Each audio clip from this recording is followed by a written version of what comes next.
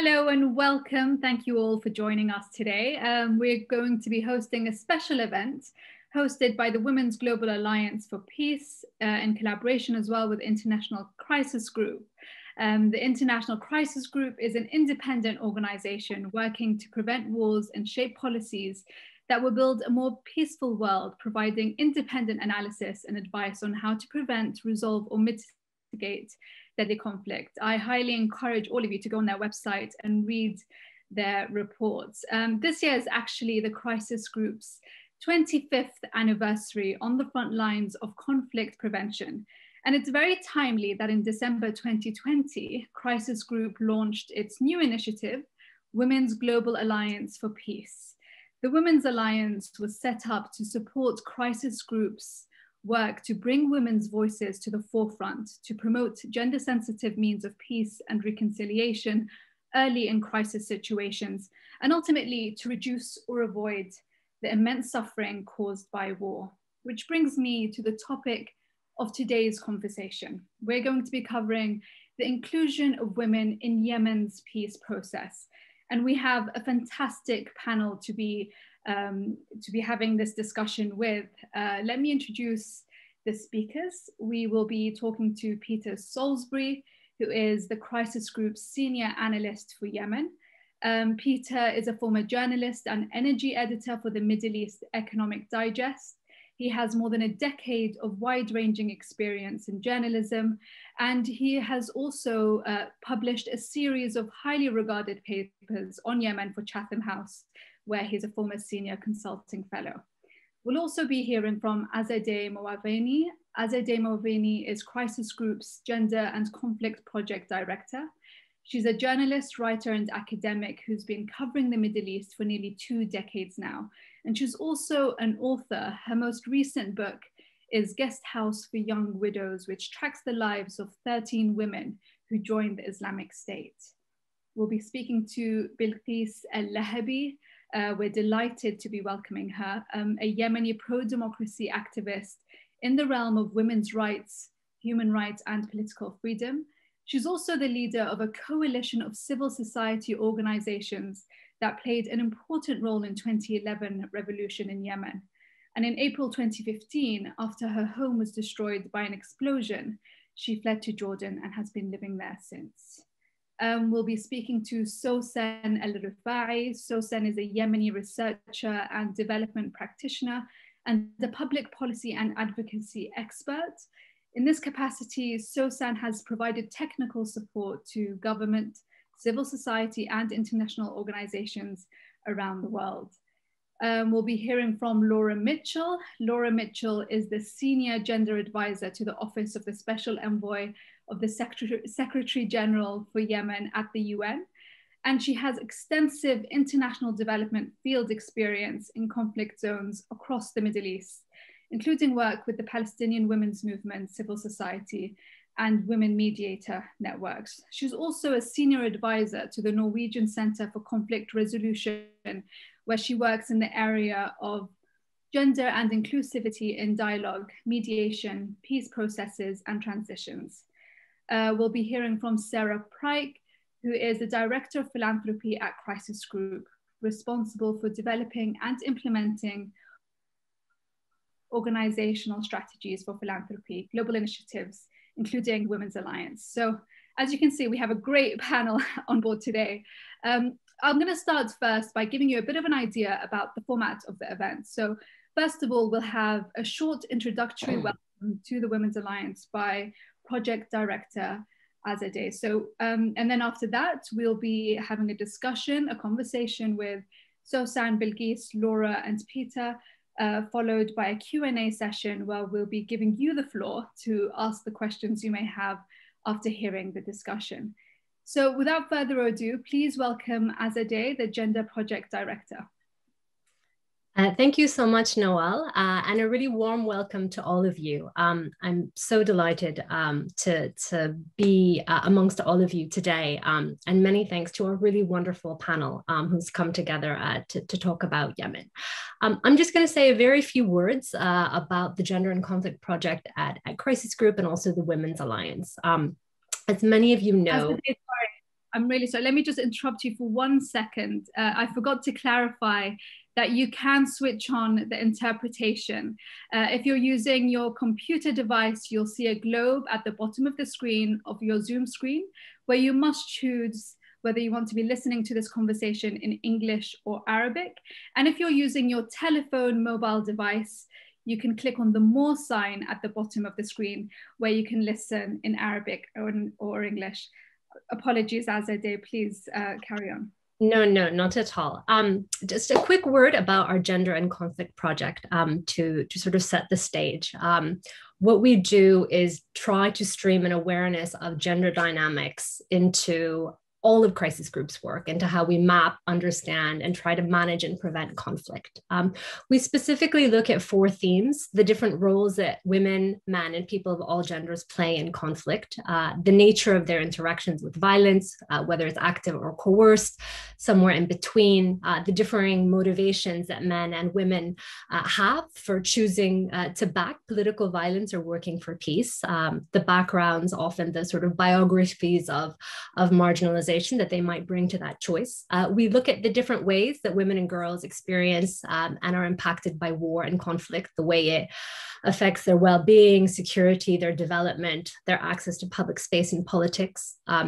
We look at the way that conflict actors, and by that I include states and not just insurgent groups and the different kind of actors that we see, use gender as a terrain in conflict by mobilizing men and women to armed groups differently, using sexual violence or assassinations of women as a tactic of war or to gain leverage, and often also controlling women's bodies, limiting their rights and freedoms as a kind of foundational part of a state or a movement's power and ideology. Lastly, we look at women's political participation, their inclusion in politics and in peace processes, when and how that's genuine and meaningful, and looking at the challenges and the obstacles that are often posed in the way to that. We believe really strongly that women's involvement, and I think this is what the conversation today will revolve around, that their involvement in peace processes is critical, not just as a normative goal or value because it's fair or equitable or the just thing, but also because it's more effective. Women are often really highly influential on the ground in conflict terrains and in societies that are racked by conflict. I think we'll hear a lot about this too. Their popular activity, their ground level activity is part of the politics that brought about the conflict and that diffuses it in places. So ensuring that women are represented in a genuine and meaningful way in transition agreements and talks makes those outcomes more durable, more effective, and also will put a society on course to make changes that will make future bouts of violence less likely. I think we really believe that raising awareness of the challenges to all that is critical, not only in the policy sphere, but in the public domain. I think we really believe quite strongly that engaging a broader audience, sometimes a less specialist audience, is really critical in this process. And that's partly because I think often the kind of recommendations that we wish to make are politically quite sensitive. What might advance prospects for women may not be the most palatable or convenient recommendation from the vantage of a whole range of actors involved.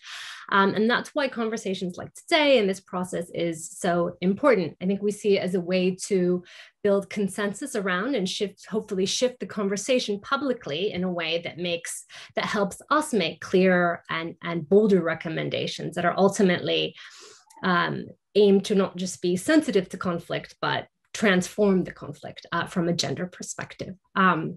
Lastly, just a word about the Women's Alliance for Peace. We're so pleased to be partnering together.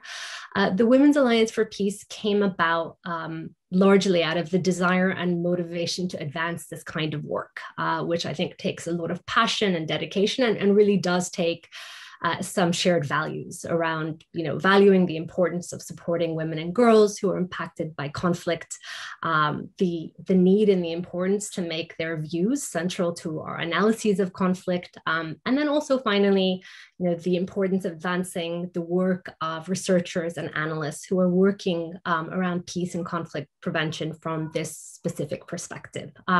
So it's very much a partnership, and I think my colleague Sarah will speak a little bit more about this too, between funders, women leaders, and crisis group, based on the idea that pooling our resources, our thinking, our vision, and our commitment will be a powerful way to bring some fresh motivation and backing to this approach, which we do think really needs its own champions. So that's it from me. Back to you, Nawal, and so looking forward to this conversation. Thank you, Azadeh. And you know, some of that work that you speak of is the report that everyone can now find on the International Crisis Group's website, bringing women back into Yemen's political process. And I know a lot of you haven't had a chance to read that report before watching this discussion. So we've got Peter Salisbury, who will be presenting the findings of that report before we go ahead with our discussion. So Peter, please take the floor. Thank you very much, Nawal. Thank you to everybody who is attending this morning, and thank you in particular to our speakers and panelists. I'm going to try and keep my comments as short as possible so we can get into our Q&A session and really dig into what I think is going to be a great conversation this morning. Just a quick note, I'm working across two screens. I'm going to look over here at my notes. I'm not just staring off into space and trying to ignore you. I wish I could work out a better system for this. But look, this report came out of a wider process that we've been undertaking at Crisis Group, where at the time, 5 years into Yemen's war, so at the beginning of 2020, we really wanted to ask fundamental questions about the way the people were approaching conflict resolution in Yemen and peace building in Yemen. And those are two separate things, really. So stopping the fighting and building towards some kind of peace in Yemen. It also comes in the context of the efforts that Azadeh describes, our efforts to be better and do more in terms of bringing questions of gender sensitivity into our research and our work. This is, bluntly, this may be a surprise looking and hearing from me, something of a new field for me, and been something of a steep learning curve for me. And I think I should put that out there first and foremost. My background is primarily in economics, politics, and conflict. So we're very proud of the fact that we put the time, effort, and resource into this report and tried to build our internal understanding of questions of gender dynamics, conflict sensitivities around gender. But I think we're far from perfect on this issue. And I think this is the beginning of a process for us as Crisis Group rather than a one and done report. So just to make the note that this is really sort of the beginning of something, and we hope to be integrating this kind of work into all of our reports in future, which is a big and a long-term undertaking. And last July, we published a big report looking again at the way that the peace process had taken place up until now, political efforts had taken place until now, that advocated, among other things, for a more inclusive political process in Yemen. And we broke down multiple options for the UN and international players to consider. One was simply adding some of the key political and armed groups who are currently left out of the talks, so the main kind of quote unquote power players. Another was to have a really expansive political process, bringing women, civil societies, local governance actors, tribal actors. And a third option was to look at kind of parallel tracks where you're trying to address some of those local dynamics and bring in some of these actors who are sort of the peace advocates and the unarmed actors into a process then feeds into a national political process as and when that comes along. This time last year, given the intensity of violence on the ground, it didn't seem very likely that we were going to move towards a political process very quickly. But we had already begun asking this question of what does preparedness for a political process look like? because the challenge that we highlight in that first report in Rethinking Peace in Yemen is the phasing of efforts to bring more actors beyond the normal political and armed actors into the political process. And a lot of what was being discussed was about, let's get a ceasefire, let's get the parties, quote unquote, to talks, and then let's think about bringing other people in. And what that means is you're moving towards having a political settlement where these additional groups don't actually have a say in the substance of that settlement. So what we argued for at the time was that this parallel track should start as soon as possible and should be connected to some form of international working or contact group that would really advocate on the behalf of those people involved in this track. And one of the things that we highlighted in the report was that women's participation would be particularly important in such a track and in such an approach and in the process in general. And what we wanted to do was come back to this because the critique that we heard again and again was when people talk about gender and when people talk about women's participation in Yemen and all political processes, it's an add-on, and it's an extra line that you, crisis group, add into your report, and then you tick your box, and then you accuse the UN of ticking their box. And what we wanted to do was come back and give this the full ICG treatment. And we have a very specific approach and a very specific methodology at ICG. We're very focused on sort of the tactical and strategic approaches that will end, resolve conflict, and move us towards peace building. And we see those as kind of part of a longer term holistic peace. And we try and give policy advice that resonates with policymakers. And our motto as an organization is that we talk to all parties. And what that means is that if any group involved in a conflict reads one of our reports, they should recognize themselves in our writing as we represent them. And that includes the international actors involved in the conflict. So what we wound up doing was spending a lot of time speaking to women involved in national politics, women involved at the local level in NGOs, CSOs, in peace building. And here I should mention the incredible work of my former colleague, Maria Rodriguez-Schaap, who did really the heavy lifting on a lot of the interview process for this report, and without whom it would not exist, and who I think is here this morning somewhere out there on the Q&A. So this was very much a team effort and team thinking, and Maria really did the hard work there. And we also interviewed a lot of people, male national actors, political actors, people at the international level, to get their perspectives on this. And really the findings were as follows. Before the conflict began, and this is a very simplistic narrative and we can dig into it a lot more during the Q&A session, before the conflict began, women were not represented in national politics in a meaningful sense, but they had seen some gains. First, during the uprising of 2011, women were at the forefront of the uprisings, which came as a surprise to many international observers who had a pretty limited view of women's roles and civil society's role in Yemeni politics. Then during the transitional process of 2012 to 2014, women were able to fight for a place at the table, ensure 30% participation at the UN-led National Dialogue Conference, which led to a series of more than 1,000 recommendations that formed the basis for a new constitution.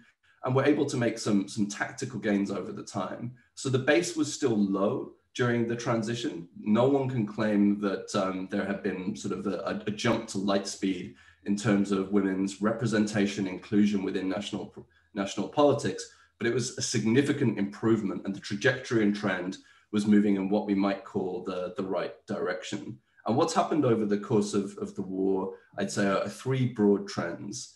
The first has been the narrowing of the focus of international efforts. across the board. At the beginning of the conflict, the story was that it could be ended fairly quickly. We had a UN resolution 2216, which, although it talks at length about inclusion and indeed about women's participation, also names just two parties as the primary belligerents in the conflict. And that was tactical. It was meant to bring the military conflict to an end as quickly as possible so that this inclusive process could be resumed. But what's happened over the course of 6 years, quite naturally, is the focus has narrowed and narrowed and narrowed. There's been less of a conversation about inclusivity, and there's been more of a conversation about how do we get these two groups to stop the shooting. But at the same time, we've seen this deep fragmentation in terms of power, politics, local governance across the board in Yemen. So we no longer have just two parties, if we ever did, really involved in the war itself and in local governance and in local stability. And we've seen two trends really broadly or three trends in terms of women, which is sort of a very broad group to be describing. And we talk in the methodological notes of the report about sort of how it's a very broad definition to talk about women. There are as many Yemeni women's groups and viewpoints as there are political factions in Yemen. But the broad trends have been, one, women have been among the group most affected by the conflict, specifically by the humanitarian situation, by displacement, but also by some of the worst effects of the violence, including sexual violence and partner violence because of the economic aspects of the conflict. They have almost completely lost their place at the table politically as this focus has narrowed to quote unquote the parties. And in some places and in some parts of the country, they have actually been able to develop a stronger role at the local level while being almost completely excluded by the national parties at the national level. And what that brings us to in terms of the report are two broad arguments. The first is that when we look at the local level, we are convinced that if you just have a political settlement that is simply two parties attempting to divvy up power, create some sort of power sharing settlement, that's really not representative of realities on the ground. And that any political settlement, any ceasefire arrangement really needs to start grappling with these local sensitivities. And secondly, when we look at the people who have best communicated these local issues and who have done the most to stabilize, to build peace, to address these issues, they are by and large local governance actors, civil society organizations, and in particular, women's groups and women's representatives at the international level. And as we think about what's happening right now with the US injecting more energy into the political process in Yemen, into efforts to move towards a ceasefire, our primary concern is that while we absolutely agree that a ceasefire is fundamentally important, there is a danger here that if we move too quickly towards political settlement, we don't address the ground up issues and we don't find a way of connecting them with these sort of very top-down national issues. And we argue in the report that one of the best ways to bring sort of this grassroots glue into the picture is by improving women's inclusion in national politics, by introducing quotas for the parties and for delegations attending any form of UN-led talks, but also by working very, very hard on this parallel track. And when we talk about a parallel track, what we're really talking about is trying to find people who can represent these different localized viewpoints, these different thematic viewpoints across the board, which is extremely hard, and find a way of getting people within that track, which is sort of like a super track two, if you like, to better represent, not to better represent, I misspoke there, to bring their agenda to the table as the substance of a political settlement is being discussed, rather than being tacked on at the very end.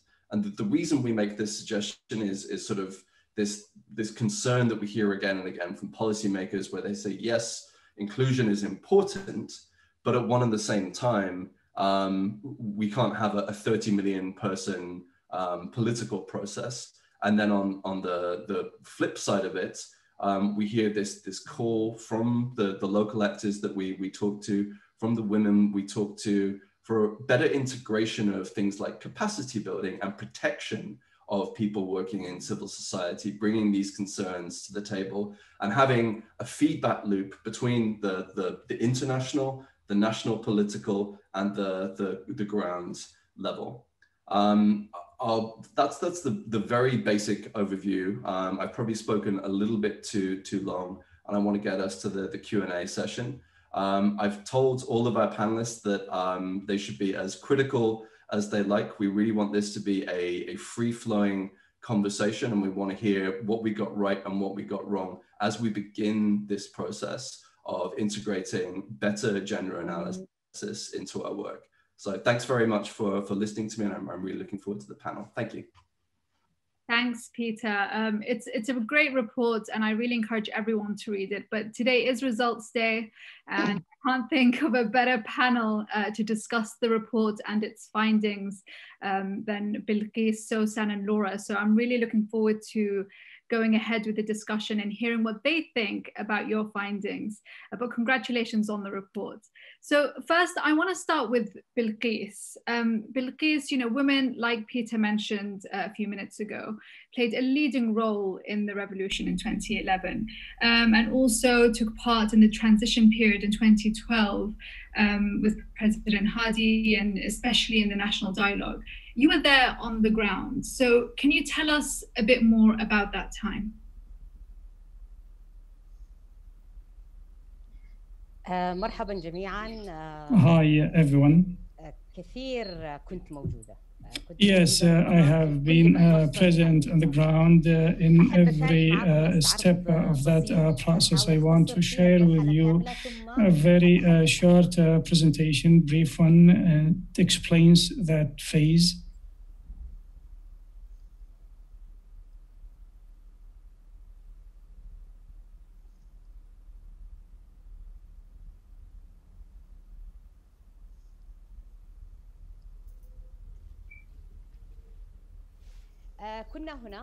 We were here in 2011, and we were in that situation when we were in the forefront, revolutionaries, and we had loud voices. We were also here, and in 2013, we were here in the forefront of the National Dialogue Conference as heads of teams and deputy heads and rapporteurs of groups.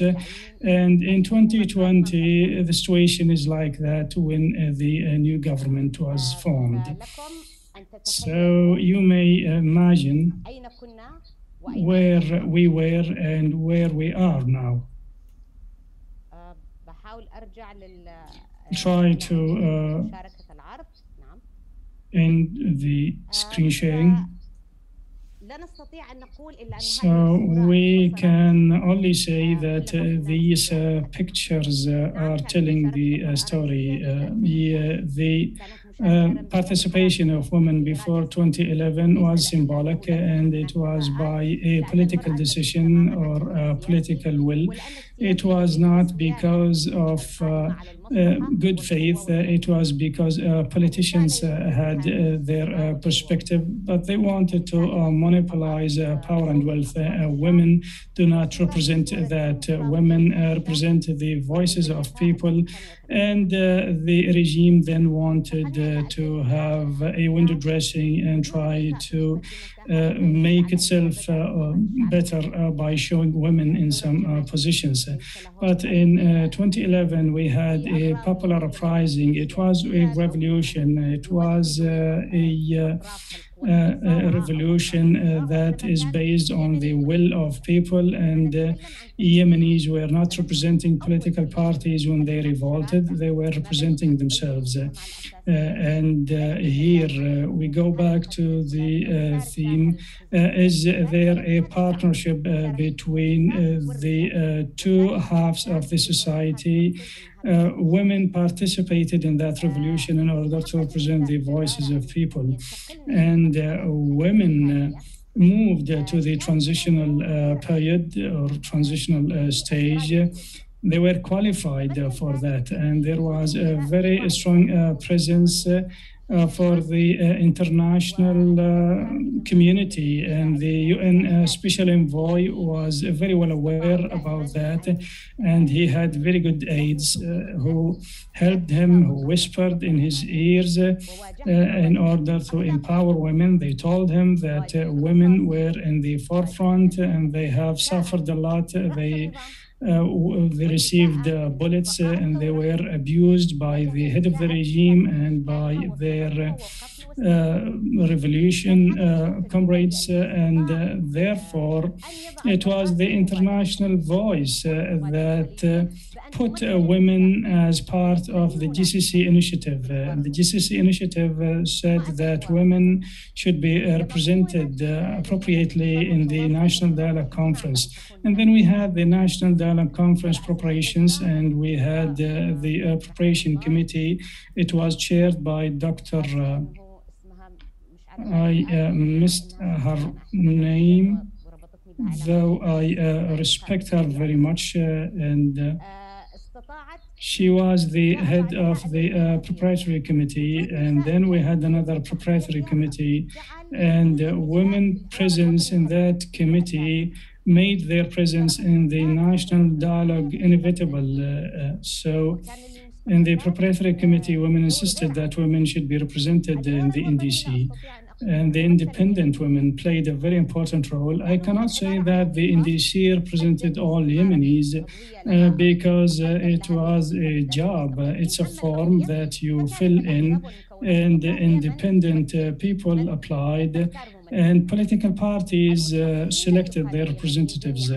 And for the independents, they did not represent all parts of Yemen and did not represent all Yemenis. And therefore, I object to the notion that the NDC was very inclusive and represented everyone. I was representing myself, for example, in that NDC. So we were very keen to have the voice of women who took part in the revolution represented in the NDC. And there within the NDC, yes, the voices of women were loud, but there were too many things to address. And the allocation of members to different teams was based on the wish of the leadership of the NDC, and that was not optimal, probably. And women had great responsibilities in the NDC, which is to manage the dialogue within the rooms of the dialogue, but men were meeting in the afternoon in their private sessions, and there was where the real conversations and the dialogue was taking place there. So the voices of women, we cannot say that women had all one voice and that they represent absolute peace and justice. No, women had their different voices and they had their aspirations for power and wealth. So women are not angels, they are humans, and we have to deal with them as such. So portraying women as being the icon of everything good is also problematic because it is overburdening women.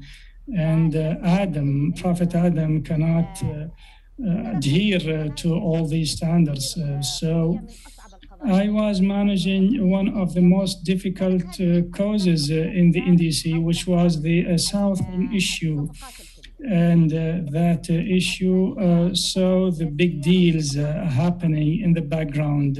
Some polarization was there, and this southern issue was blocked because some representatives did not show up, and some representatives were confined inside the hotel because they did not agree to the ideas of President Hadi, and therefore he locked them up in the Moaveni hotel.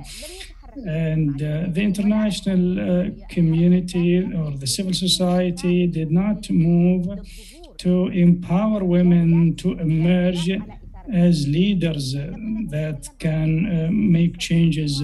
We were 556 representatives in a very small space.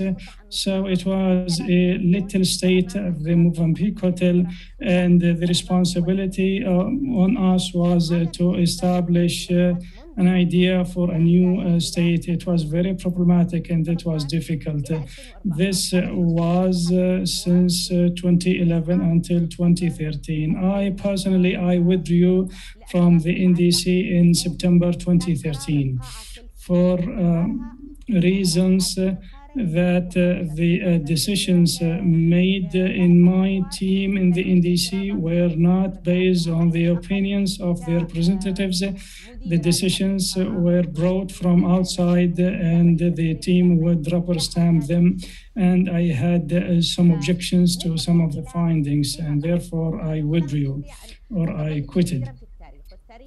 So we have to move on. We cannot stay in history forever, and therefore women remained in the shadow in Yemen, although they have started a kind of a momentum in Yemen, and women managed to rescue people from prisons and from death sentences because they moved at the national and at the international level.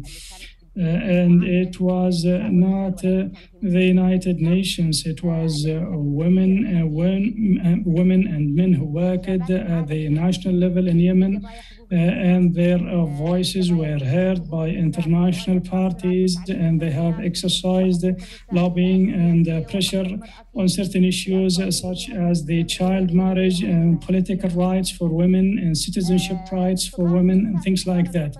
So women in the NDC managed to have the right of quota, but they did not manage to fix it with a strong article or provision in the Constitution.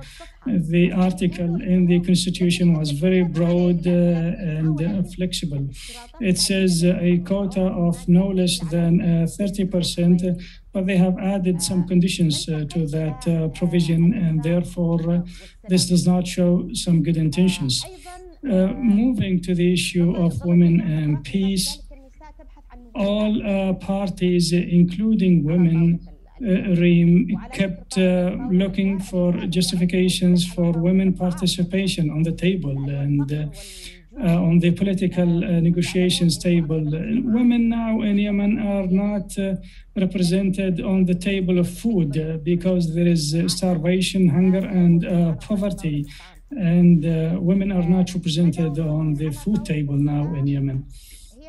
For the inclusion of women on the table of peace, it is all about the stereotyping of women. We need to deal with this issue as a right, and rights should not be justified. It's a human right. It's like the right to exist. When we talk about not excluding women from the table, not excluding them from the political process, we mean that this political process is now monopolized by certain stakeholders, and these stakeholders are not thinking about the national interests, they think about their own interests. The women representation is the representation of the society, because a society composes of men and women. And then we can move to the more specific representations. What is happening in the peace process now in Yemen is that the peace process is coming to fulfill interests of states, of countries in the region. And these countries do not have any regard to the interests of the Yemenis. They only think about their own interests. And it is about the international gains in Saudi Arabia and United Arab Emirates cannot represent the voices of women for sure. And the different parties in Yemen, they do not represent women properly. Yes, political parties in Yemen do have women representation in their structures, and they use women for voting. But when it is time for sharing interests, they try to take all the interests to themselves and disregard women, including the appointments in our embassies as ambassadors and the appointments in the government and everywhere. And therefore, this is an elite that have hijacked Yemen and is caring only about their own interests. Yemen is now under Chapter 7. And the Security Council is a council that is representing the big players in the world. The Security Council can force these parties to represent Yemenis as men and women first, and to represent the interests of Yemenis. I think in the international community can play a role, but the international community has certain interests, including the arms deals. So the poor representation of women in Yemen is a flagrant reflection of the immorality of the international intervention in Yemen, and it represents also the lack of awareness about women from the side of the United Nations, including the Special Envoy, who is putting women next to him, but he is not allowing them to speak. This is my personal perspective.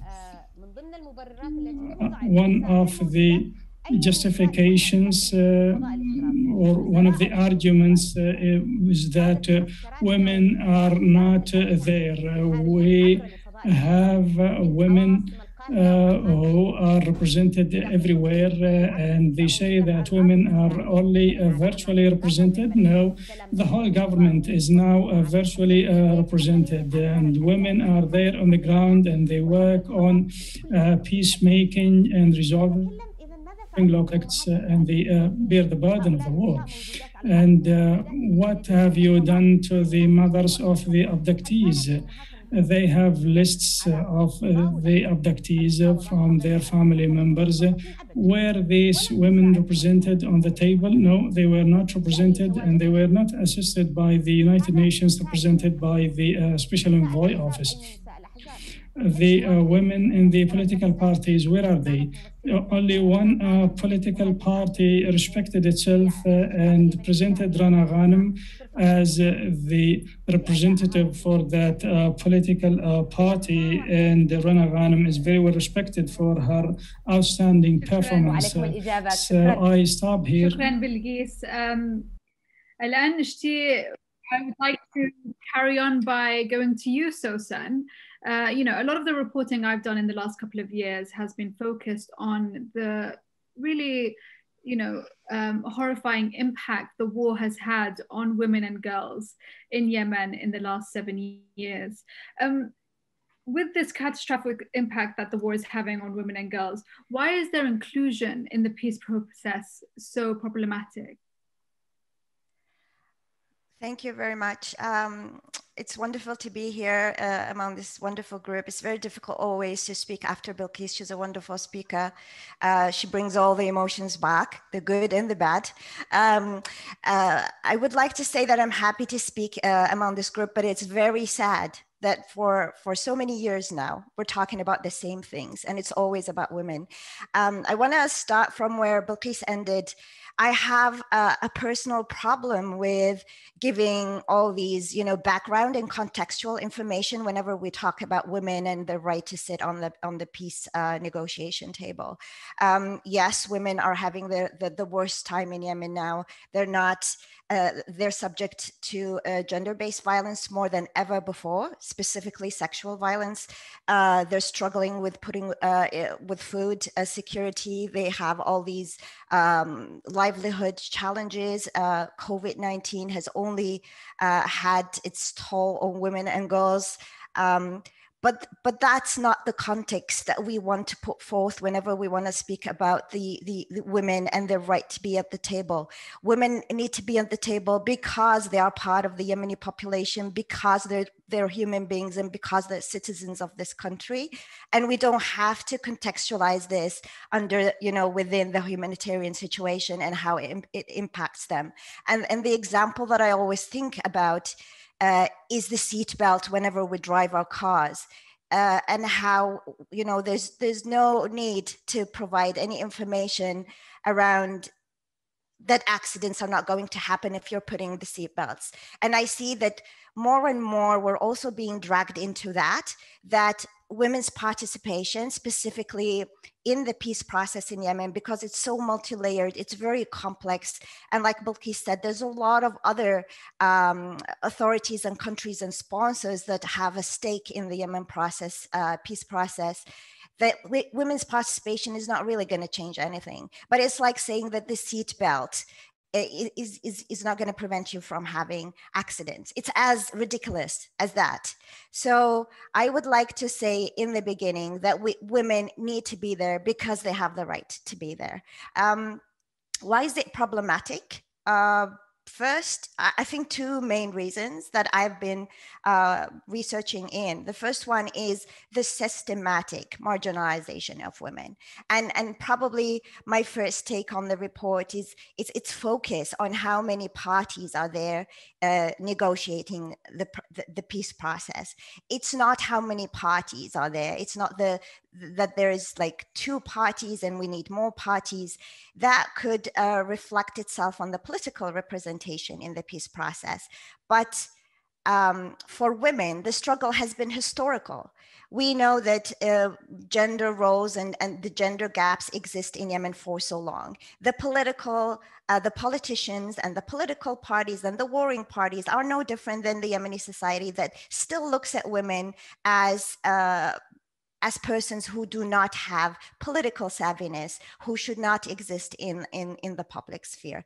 So what I'm trying to say is, even if we increase the political inclusion, that, like Belquis mentioned as well, it's not going to reflect itself on the representation of women on the table. So we need to put that forth.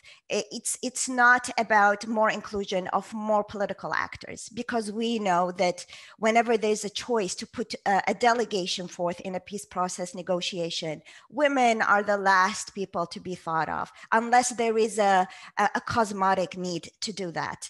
The second problem with women inclusion is the lack of accountability. And for me, if there's no accountability, why would I be inclusive? What is the motivation for me to be inclusive unless there is accountability?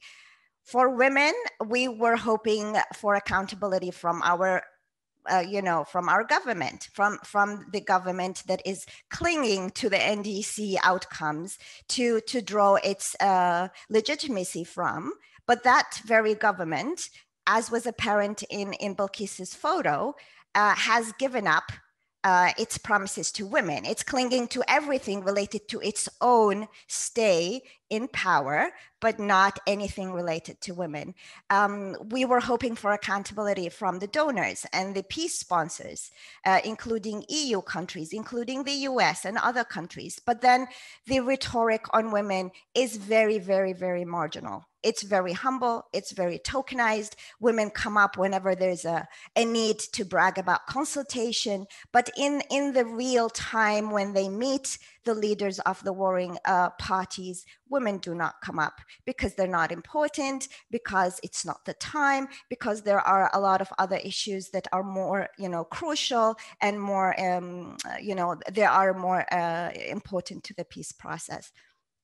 We were hoping for support from the UN, but again, for me personally, being a part of two major networks in track 2, I'm personally disappointed with everything that the UN envoy office has been doing, or the UN in general has been doing, particularly on the theme of inclusion of women in the peace process. The support that was given to women was random, sporadic. It was controlling at times. The women did not, that were members, I speak for myself, I did not feel empowered enough or autonomous enough to make my own decisions and to influence the political process. We know that women groups who have been trying so hard against all odds, against all harassment on the ground, again, being underfunded, being also suffering from livelihood challenges, trying so hard to continue the amazing work they're doing on the ground in peace building and also in supporting the local communities. But in the same time, their voices are not being heard. Whenever, all the research that is out there that is speaking to linking the grassroots organizations to the peace process, that speaks about track 3 and its importance, that is speaking to let the women speak about what they need, please bring them to delegations, not necessarily physically, but even their testimonials into the delegations. All this research and evidence that is put forth is not being heard. It's being ignored, I have to say. And then the participation and the support of women by donors and by the UN is mostly tokenized. The UN is doing a good job, at least by mainstreaming gender in the humanitarian sector. And it's very striking, that divorce between the way they handle gender issues and gender gaps in the humanitarian sector versus what they do towards gender gaps and gender mainstreaming in the peace process.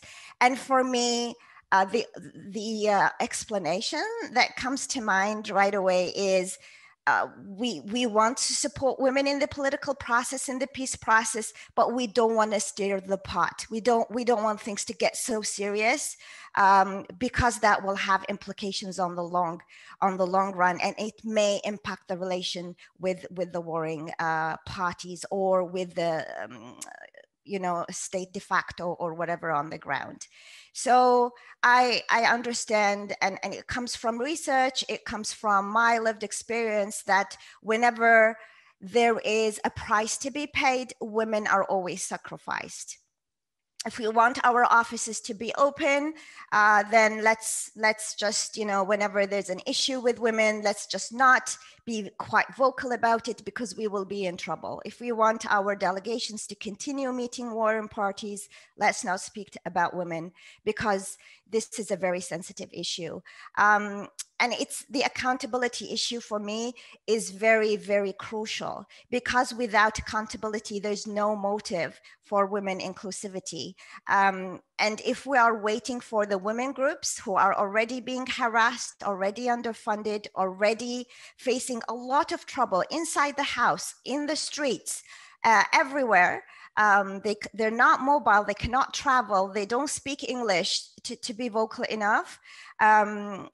If we're expecting them to do the change, or if we're starting our rhetoric by criticizing them about not doing enough or not being vocal enough or not agreeing with each other or not having a uniform agenda, I would say that's that is the problem, that the entities who, like donors and the UN agencies, who speak about being committed to values like gender equality, like the Paris Declaration and all these values, they have to walk the talk. And if they don't, then I don't think I, as a Yemeni woman, would expect anything from the state de facto, a state that I have not elected, that has ceased the rule in Yemen by power and by arms. I would not expect them to have a female delegation, but the government that is claiming to be the legitimate one, at least, should walk the talk, and people supporting, all the parties and donors and government supporting that government should also walk the talk. So yes, just to summarize, I think the problem is with that women are systematically marginalized, and to assume I think in a whim that a political party can just become all of a sudden so gender conscious and engage its female members in a peace process. It's not that simple. But I will speak probably later about, you know, some of the good recommendations of the report. We cannot wait until the politicians become gender aware all of a sudden and decide to include women. It's not going to happen now. It's not going to happen in 100 years, I think, because gender inclusivity in peace process is a global problem. It's definitely a problem in Yemen. Thank you so much for that, Sawsan. I mean, everything you and Belquis had to say has been really sobering, really depressing as well. But it's great to be having this conversation with the both of you and to hear from both of you. And I'm sure everyone who's listening feels the same way. Laura, you know, I'm going to come to you next before we go back briefly to Belquis and Sawsan, hopefully at the end of this discussion. But the UN's been brought up a couple of times by Belquis, by Sawsan, and also in the report. You're a gender expert who's worked on multi-track peace processes for several years now. So we'd really like to hear from you, your insights on the report itself and what it covered, and as well as what it missed in terms of when it comes to gender inclusion and the women, peace and security agenda.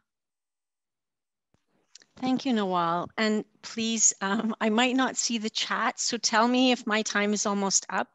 I have timed this. I've got more questions for you. So oh, okay, sorry. Yeah, so exactly. Go ahead with the first one, but go ahead. Very good. So, first of all, thank you to Crisis Group, to Peter, to the whole group for convening this meeting, for sharing the report, and for the opportunity to participate in this conversation. And also thank you, Peter, for starting in such a candid way. I think all peace and security organizations around the world have a serious problem with gender equality. And my hope is that, and I have been with the Office of the Special Envoy not quite 2 years, so I can't respond to all of the issues, obviously, but we do have a major issue. And I hope that the Me Too movement, and when we see things like Black Lives Matter, I hope that we're coming back to a point globally where people will start to understand why sexism and patriarchy, how it creates violence, how women do not in any country of the world have their full citizenship rights. But anyway, sorry, I'll stick to my speaking points.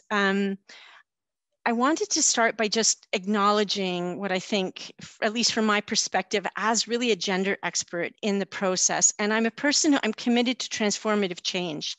So I think that there are two really important contributions. The first is the acknowledgement of the crucial roles played by Yemeni women peacemakers, peace builders, peace actors, political activists. And since joining the Office of the Special Envoy almost 2 years ago, I have really tried every month in the Security Council briefings to raise that where I could. And I will just also say that I think, because I don't think it came out from my recollection of either of the reports, they're working in very dangerous and often extremely hostile contexts.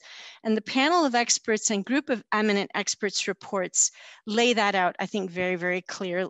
And I think one of the challenges for peace and security organizations is that very many times we know that local peace actors, including women, must keep, to a degree, a low profile. Their critical contributions and roles are often invisible for outside analysts, for internationals like myself and like others. And then what happens is we end up with conflict analyses and a lot of reports which are focused only on the capital P political actors and the conflict parties and completely miss the role of women, women peace actors and actors of change.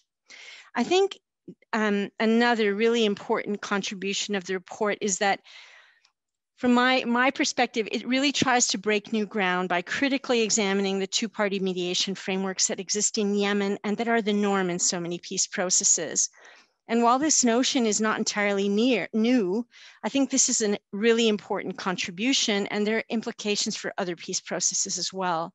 And so I really also hope that even though this issue is often discussed in WPS environments, that being this is a crisis group report, that it will reach a much broader audience than the usual, actors that many of us speak to, and also that crisis group will use this to allow these findings to percolate much further in your own work on Yemen and in other peace process related work and other analytical work.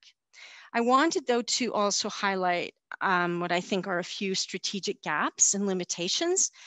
And the first would be that gender inclusion and women's inclusion are kind of framed in a somewhat narrow way as women's representation in formal talks. Even if it's often, the reference is often to women's political participation. Secondly, I think I counted 2 mentions of meaningful inclusion, the term that we often use is meaningful participation, but there was no real discussion of what women's meaningful participation means and how we could advance that within a multi-track process. And another kind of gap, I think, which is hard to forgive 20 years after 1325, is that there was really not much of an engagement with the women, peace and security agenda for all its, strengths and weaknesses, nor was there sufficient acknowledgement, I think, of the different actors undertaken by women in Yemen, but also internationally. I know there was a quote actually by Sawsan, which I really liked in the report, where she raises it, but yeah.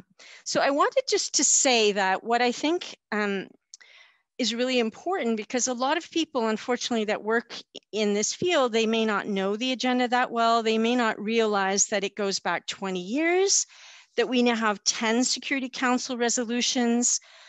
Some would say we have fatigue in terms of the number of resolutions, but one of the things that we've lost in these 20 years is the transformative potential of this agenda. Because what has happened, and this is where I think it's a little unfortunate with the report, is that this broad transformative agenda that was really driven by transnational women, feminist, peace activists, largely not Western, has really been lost.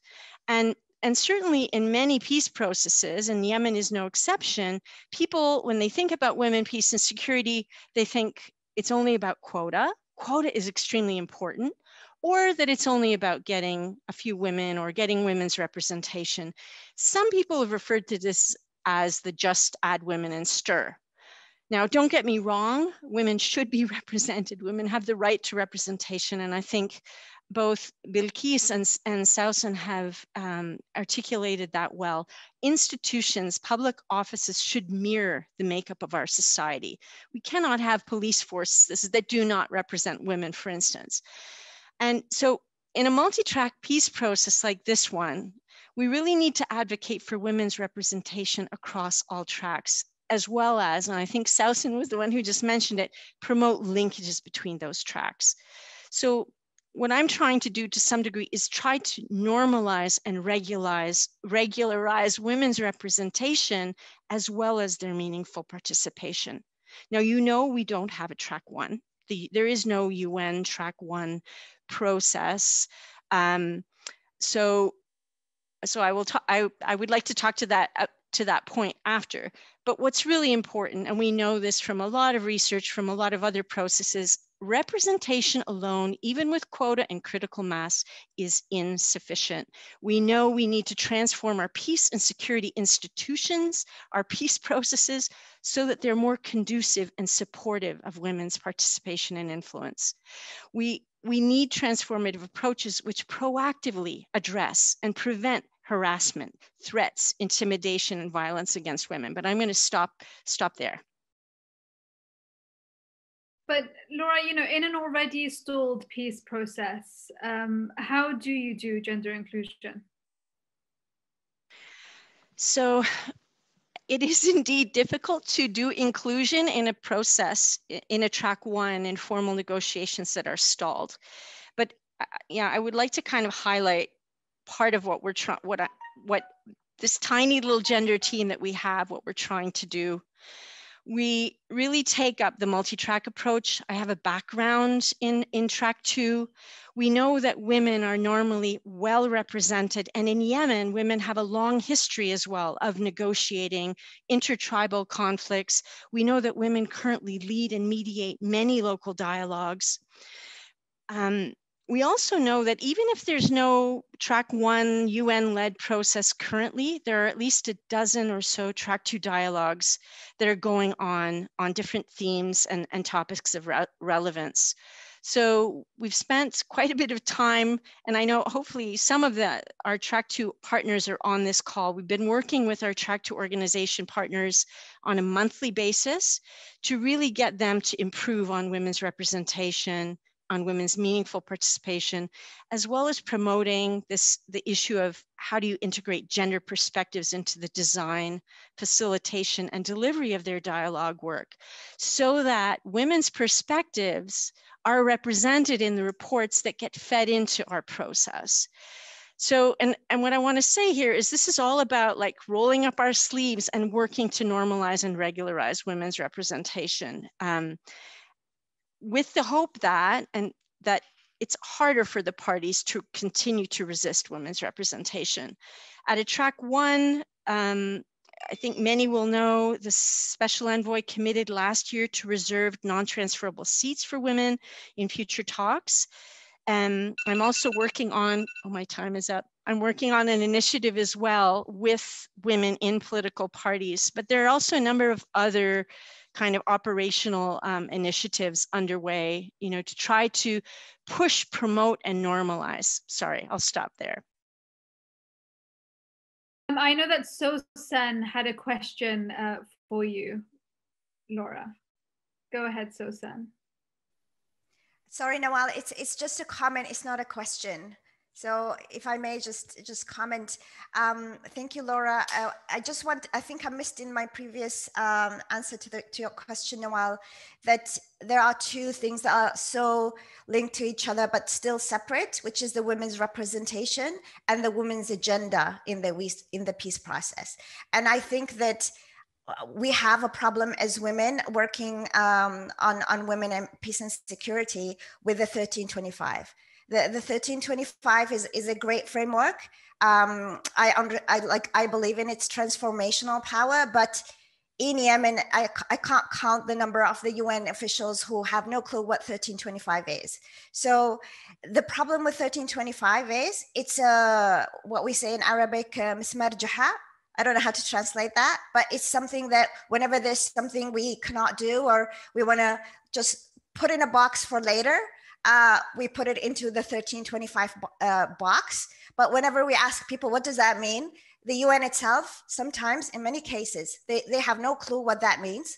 They may know, well, they don't even know what it means, but some of those who know what it means cannot really analyze and, dismantle in participation. And I love what Laura said about meaningful inclusion and meaningful participation with the Yemeni women, to ask them, do you know what 1325 is? Do you think this is the framework that can serve you in the current context? Do you even want us to refer to 1325 in this particular time? I don't think this happens. So 1320, that's the problem with 1325. And the other problem is with the women's agenda. So when we say representation, we speak to the number of women who are, formally part of the peace process, but we also speak to the women's agenda, their issues, their context. Who's putting that in the table? I'm not alluding that only women can speak to women's agenda, but who are we fooling? Like, who wants, if you're a Houthi or if you're somebody who wants to speak about war and ports and oil, who wants to speak about gender-based violence during a peace negotiation? Thank you. Laura, before I move on, before I move on to the Q&A with the rest of our audience, I wanted to ask you, how might more transformative approaches be promoted to bolster women's representation and the inclusion of gender perspectives in the peace process? Thanks, Nawal, and thank you very much, Sawsan. For me, I just want to say 1325 is a Security Council resolution that we should use to hold our peace and security institutions to account. It's not a replacement for a national feminist or women's agenda for Yemeni women. So I think it's really important not to confuse the two. Women in Yemen, they articulate, they analyze their own socioeconomic and political circumstances and identify what they see to be their priorities. I just wanted to say that this issue of integration of gender perspectives, it's so important and it is so sadly forgotten. And actually, Peter, when in the very beginning, you kind of mentioned this, we could also talk about this as inclusive public policy making. And I believe Sawsan has a background actually in public policy studies. So she's even better equipped to speak to this issue than I am. But in a nutshell, if I could just put it in a very simple way, this approach understands that public policy making often has an inherent male, sometimes middle class, sometimes urban bias in it. So when we try to promote inclusive public policy making, you could call it feminist public policy making, what we're trying to do is incorporate an intersectional gender analysis with the aim of creating public policies. And of course, a peace agreement is or becomes a public policy, right? That can advance and the rights conditions of women and girls, as well as factor in differences between different women and girls, rural versus urban, socioeconomic class, age, able-bodied women, women with disabilities, and so on. The focus of the peace process should be about getting to, of course, agreements, and those agreements often have constitutional force. So we have this tremendous opportunity here to try to find ways to develop and incorporate, and maybe this goes back to Sawsan's point about women's agenda or priorities for an agreement. We have this tremendous opportunity to actually move women's rights seriously ahead. And we can, there are good examples, particularly in Africa, where women have done that. Maybe I could talk more about gender perspectives, but I won't talk about how we're trying to do that. There are different ways we're trying to do that with Yemeni researchers, with women in consultations. But I'm also really trying in my role to promote greater accountability for this agenda. And I saw that there was a question. We need greater accountability from all of our institutions. We need men on board. This is not a women's agenda. Men have to be part of the solution. And there's a tremendous amount of rhetoric surrounding this agenda by all actors. And sadly, there's an excellent report that came out in 2015 by the Secretary General. It's often called the Global Study on 1325 implementation. It's a massive, 300, 400 page study. But it said clearly, all progress is measured in terms of firsts. So none of our organizations is delivering as it should be. So what I've been trying to do with our tiny little gender team here is push the bar around better gender and conflict analysis. And I'm very happy to participate today because I think Crisis Group, you play a really important role, but you haven't exactly been, it hasn't been an organization that's been at the forefront. Mapping studies, pressuring international actors and agencies to move beyond what we have right now, which is, and what we have in most processes, it's piecemeal, it's tick the box approaches to WPS. If we're going to make any serious inroads in Yemen, we all need to have strategies. We have a small, simple gender strategy. It guides my work. And within OSESCI, and I agree, Sawsan, I think not just the UN, most peace and security organizations, they don't know, there hasn't been proper gender mainstreaming. There's a lot of work ahead of us. And, I just don't think that focusing only on representation is not going to change our institutions as we need to have them changed. Okay, sorry, I'll stop. Thank you so much, Laura. I mean, I know we are overrunning in terms of discussion, but I can see that our attendees are finding this discussion as interesting as I am. They're all still here. So we will overrun in this event today. Azadeh, I think you wanted to add something. Very briefly, only to say that I'm really so grateful, Laura, for your candor in the journey, perhaps much more to travel on that journey that Crisis Group is taking. To Belquis for I was very moved by your remarks, Belquis, and those images of where we were and where we ended up, and also. Sorry, I feel like we do this with every country over and over again. And we're doing it with Afghanistan now. And sorry, this never happens to me, ever. But I just want to say how much I appreciate all of your analysis and your support and your candor, because it is so hard to push this through our organizations and to persuade colleagues that this approach has to be sophisticated and it has to be, multidimensional, and that it has to look at all the different actors and to be brave and not reproduce the exact dynamics of the different actors that you're talking about, Laura, and that Belquis was talking about. There are regional actors. The UN is a collection of states with their powerful interests and their own positions on women that are not where they need to be. And, we must not reproduce the overly kind of realpolitik accommodations for that. So I think this work, when we do it at Crisis Group, we have to do it a little bit differently, because I think being sensitive is not enough. I think we have to be transformative. I think we have to draw on the collective energy that we take from all of these Me Too movements and these different feminist mobilizations, and we have to do it differently. So I will stop, but I wanted to say how much I appreciated all of your remarks and your support for helping us take this further. Thank you so much. Thank you so much, Azadeh. I'm going to move on to the Q&A section, and starting with you, Sawsan. This question is from Nina Lahoud from the International Legal Assistance Consortium. She's asking, given the broad consensus among women across conflict zones, whether it's Syria or Yemen, that the international UN approach of relegating women to second track mechanisms in peace processes has not been effective and mitigates their ultimate impact. What is it time community to insist as a condition for support that a quota of women's civil society be applied to the composition of all negotiating parties? Sawsan, this one's for you.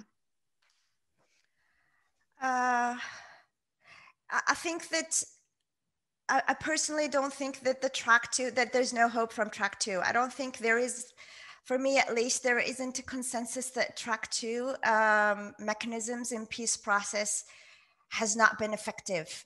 They have not been effective in the context where there hasn't been meaningful inclusion and participation of women, when the national agenda and the local agenda has not been driving track 2, when there has been a control from donors or UN agencies over the agendas. I don't think that there is an inherent problem with track 2, and track 2 has provided good examples in other countries.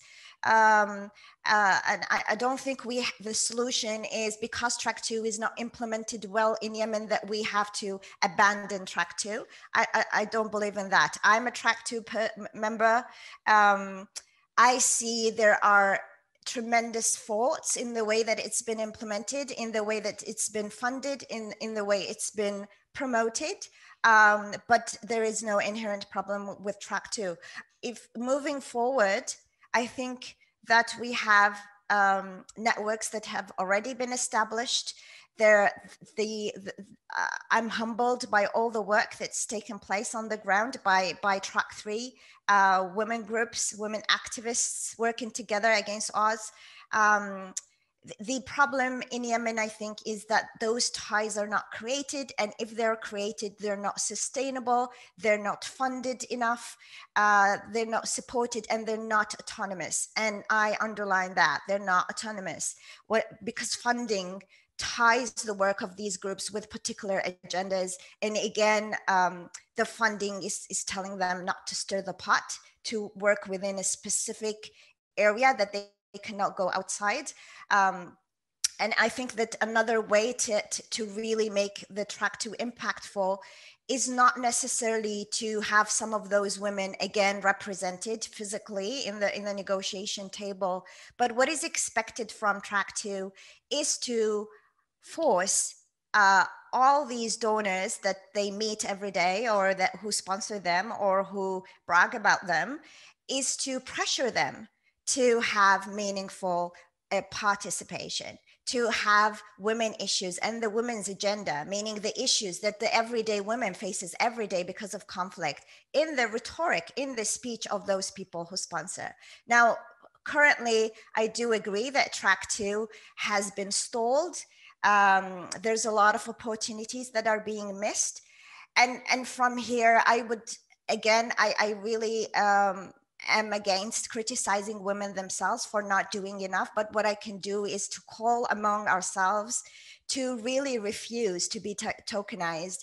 And if we feel that there is a workshop or a conference or a meeting that will just bring us to show that we are there, that we are sitting there and we're meeting X and Y, for us to have a stand together and say we do not want to be included unless we have a say, unless we influence the agenda of the peace process.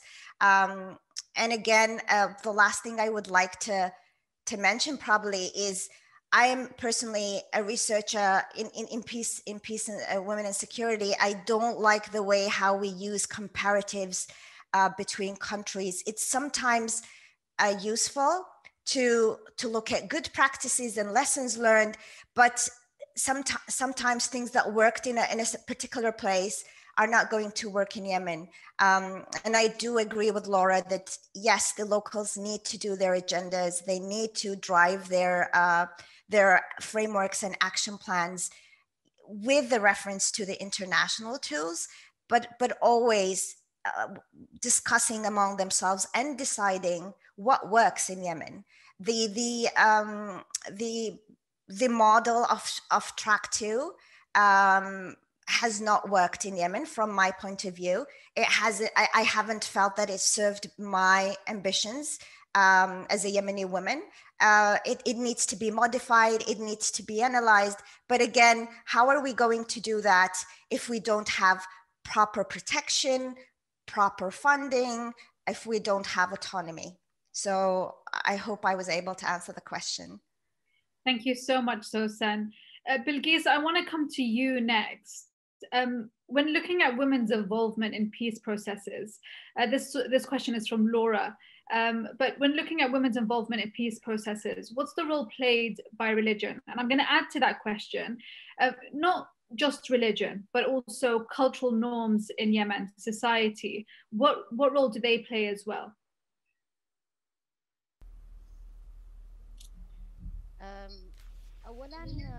First of all, and all of us, we refer to the office of the Special Envoy. I feel sympathy with Laura because even women in the Special Envoy office, they need Resolution 1325. The other thing concerning your question on the role of religion, I find that the answer should be based on our actual experience, interpreting religion and interpreting the social norms puts you in a confrontation with different people who are sometimes, and therefore sometimes you cannot discuss these issues. We had women, the first picture that I have shown, we had women in the Change Square in Sana'a University. Women were there with their different colors. We had religious women and non-religious women there, and we found the people there then very polite towards women. Women were not separated from men in the change square.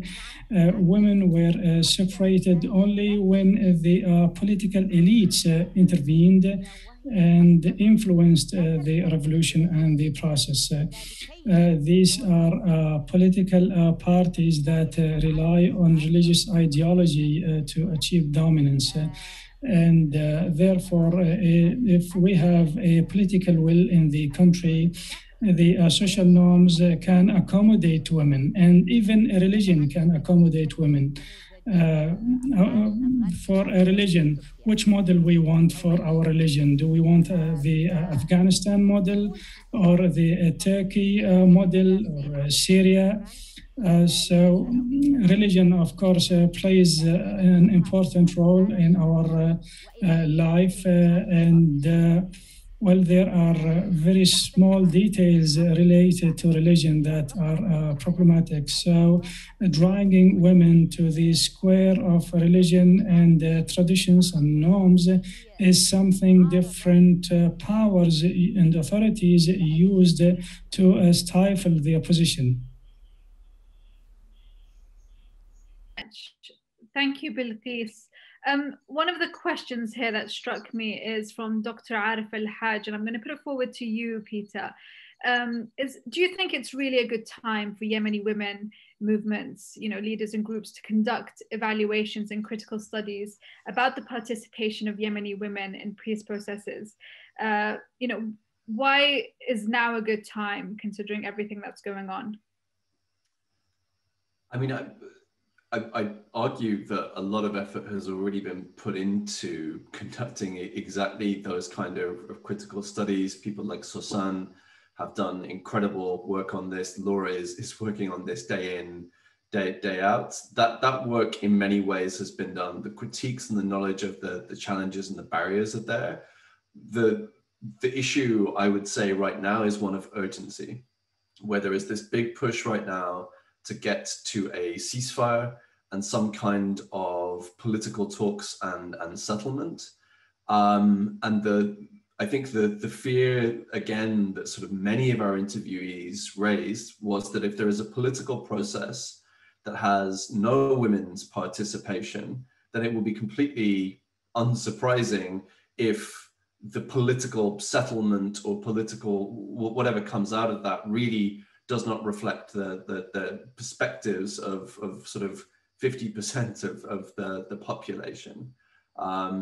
So we're in this really sort of difficult moment where this is the moment to be advocating for this agenda to really be taken seriously, lest this process moves ahead and becomes something of a steam train that leaves everybody else behind. But I think sort of in terms of the critical studies, I think that piece has been done, as these guys have said. Thank you so much, Peter. And thank you so much to all the attendees for their questions. We're going to try and answer some of them by typing up the answers in the boxes below. Otherwise, I really apologize for not being able to answer all your questions, but I hope that the discussion was fruitful enough to add as much context to the report as possible. Next, we're going to be hearing from Sarah Pryke, who's the Director of Philanthropy at Crisis Group and who's responsible for developing and implementing organizational strategies for philanthropy and global initiatives, including the Women's Alliance. Sarah, please take the floor and welcome. Thank you. So it's clear that there's still much work to be done to see women fully represented in politics and peace talks, not only in Yemen, but across many conflict-affected countries. And as Azadeh said earlier in this call, addressing this issue is a priority for Crisis Group's Gender and Conflict Project, and of course, the women of the Women's Global Alliance for Peace. The Women's Alliance is an international network of women philanthropists who've come together to support women and girls affected by conflict and advance women's work as peace builders. Since our launch in December, the Alliance has grown a committed core of founding members who are driving its agenda forward, and several of them have joined us today. We're working to grow and strengthen this important network, and we'll be running several special events throughout the year to raise awareness and grow our membership in order to have the greatest impact on women in conflict. If you'd like to find out more, you can find my details on our website, and I'll be pleased to send you some more information or set up a virtual coffee, maybe in person over the summer, with one of our members, Azadeh, or myself. We hope that this conversation has inspired you to join us on our mission to support women and girls affected by conflict, and of course, the women working tirelessly to prevent it, like some of the inspiring women you've heard from today. Thank you. Thank you so much, Sarah. I'd like to go on by thanking our fantastic speakers today. Thank you, Peter, Azadeh. Thank you to Belquis, to Sawsan, to Laura, and to you, Sarah, as well. It honestly has been a pleasure to listen to you all speak and to listen to the discussion. I've learned so much. It's been incredibly sobering, and clearly there's still so much more to be done. And thank you so much to all our attendees for staying online, even though the event overran. I hope we get to do an event like this in person sometime soon and not over Zoom. And I hope that everyone enjoyed the event today. And we'll be in touch, the International Crisis Group will be in touch with upcoming events on the program. But until then, thank you for tuning in, stay safe, and goodbye.